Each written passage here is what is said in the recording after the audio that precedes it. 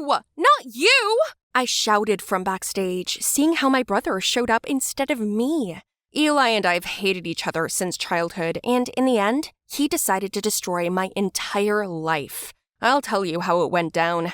So, we plotted against each other. Eli just loved being an actor. He always said he wanted to become one when he grew up. But before that, he began to steal my things. My dresses, my shoes, and walk around the house, drive in the streets in this. He said that he liked the image, but I yelled that he'd gotten into my room. My parents couldn't do anything. That's his creative nature, they said. I was like that too, I guess, only I love to sing. I was the best at school. I was preparing to compete in the largest project among meat refusers on behalf of the mayor of the city and receive a prize for the best vocals, a trip to the school of Eric Brown, the best singer born in our lovely city. By the way, yes, I gave up on meat at 8 years old. But then, like snow, a new girl fell on my head. Laylee, born into a family of singers. She had money, popularity, and connections. And she, like me, applied to participate and was approved. So, who do you guys think won? Place your bets. My brother laughed when he saw my face at that moment, and I was ready to shower him with bananas in my hands. No, I'll show them all. Yes, I will perform so everyone will go nuts. They'll ask for an encore, I shouted, nervously stepping from room to room. Sister, what are you about? What if Layla turns out to be cooler? I heard her rehearse. She is fire. If you don't want me to kill you, shut up. I can never expect support or kindness from you. Why do I have a brother? I threw my purse in his direction, and he was like, "Oh, is this new? It suits me," and ran away. The competition was serious, so I sewed an individual dress of my own design in order to emphasize my individuality. After 2 weeks of hard rehearsals, I came home after studying for a control rehearsal and trying on my new look. When I entered my room, oh no, no, where was my dress? Eli! I shouted to the whole house, but my bastard brother wouldn't pick up his phone and he was nowhere to be found. I knew where to look. Eli went to the same steakhouse almost every day. He ate his meat there. I went there to catch him, and I wasn't mistaken. "Where's my dress, you goat?" I said without taking off my glasses. "How rude. I'll give it to you. Just sit down. I was paying you back for hitting me in the eye with your banana. Look." He took off his glasses, and there was a clear bruise under his eye. "You know how much I love my face. Now you have to give me something in return to get your dress back." "Are you serious? I have a concert tomorrow, Eli. Please just give it to me." "Try this piece of meat, and I'll give you your dress." "I don't eat meat. Are you kidding me?" "My eye hurts. It'll need to heal for at least 2 weeks. If you need this dress, eat." I was angry, but there was no way out. Somehow stuffing a piece into my mouth, I slowly chewed the steak until nausea began inside. Then I spat it out, unable to swallow it. I returned home in tears.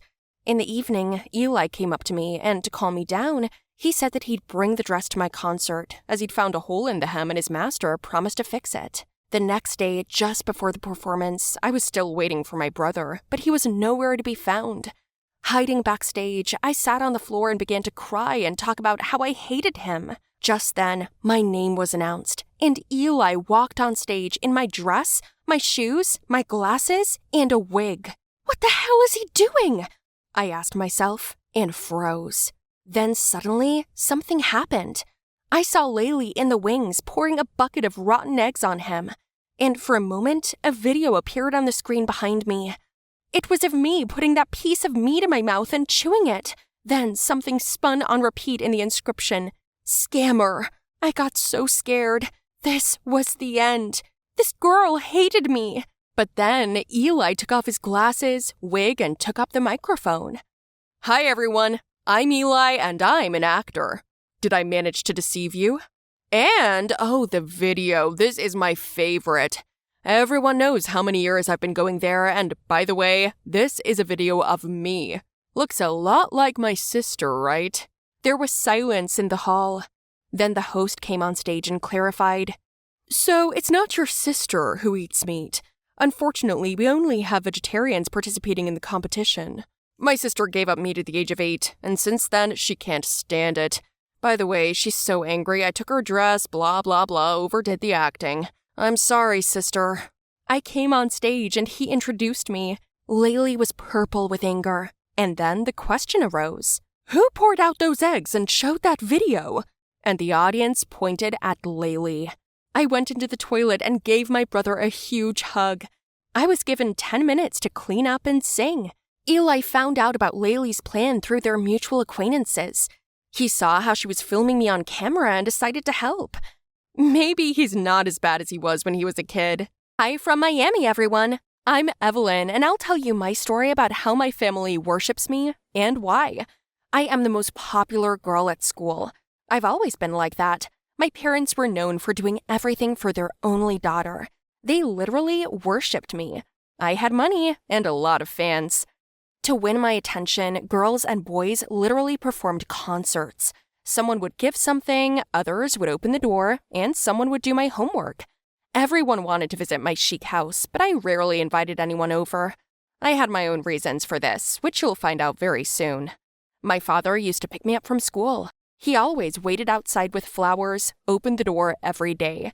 Everyone was jealous of this and asked, why do my parents worship me like that? I always answered, it's just that they love me, and I use it.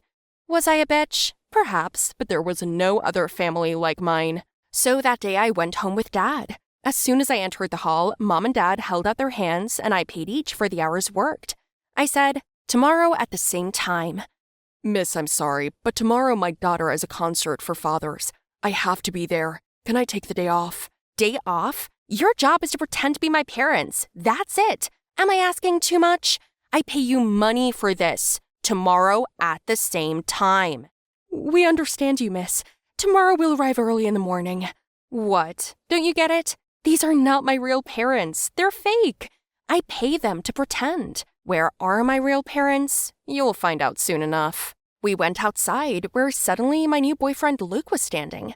My parents kissed me on the forehead and said they were going out. Well, Luke invited them and me to his party tomorrow night. My parents throw parties for my friends and their parents to get to know each other.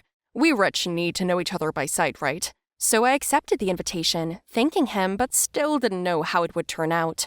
My fake parents arrived at the party as we agreed. But suddenly, among the guests at the party, I met my old friend, the one who knew my real parents and their fate. I was so surprised at our meeting. I tried to hide from her, and yet we collided. Ava asked who it was with me, and I whispered everything to her and asked her not to tell anyone about it. Ava, my house is all that's left of my luxury. But your parents work hard to support you. This house and your requests. Don't you think that's not fair? Don't lecture me.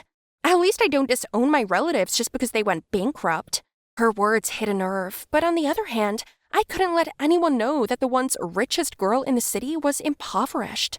I decided to salvage the situation, and while my real parents were working for money, they were replaced by beautiful actors who looked like them, and no one guessed anything. Just don't tell anyone, especially Luke. What don't you want to tell me? He approached so imperceptibly that I was frightened. It's good that food delivery arrived at that moment, and oh no, it couldn't be. The couriers entered the house. My parents. I had no idea how to react, but Ava greeted them and then looked at me. You're 4 minutes late, and the food is already cold. Luke yelled at them. I tried to calm him down, but then his mom and dad came out and began to humiliate my parents. If you can't even cope with such elementary work, then how do you live? I was seething with anger, but the worst thing is that my father and mother bowed their heads and asked for forgiveness. Are you still going to stay silent? Ava asked me. And then Luke took the pizza from the box and threw it at my father. The crowd laughed. Mom started crying. Then Luke came up to me and said, The rich are drawn to the rich, and the beggar's place is in the dump. They're the ones ruining our society. Then I grabbed another piece of pizza and slammed it into Luke's face. Everyone freaked out.